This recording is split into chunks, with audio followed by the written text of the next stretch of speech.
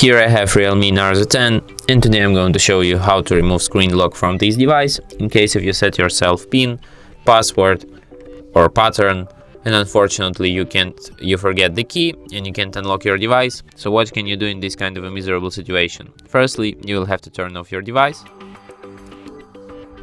And after it turns off completely, you have to hold down combination of keys, power key and volume down at the same time for a couple of seconds like this. After screen turns on, you can release power key. After you see the small letters here saying recovery mode, you can release all keys.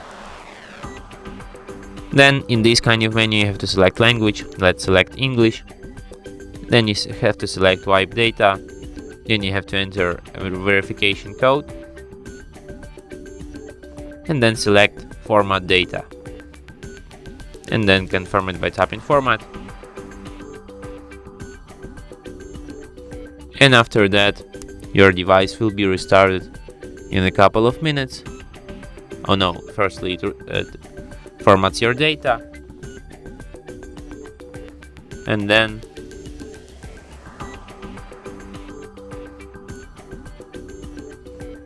then we have to reboot device. And after that it will be restarted in a couple of minutes. And that's it. Thanks for watching.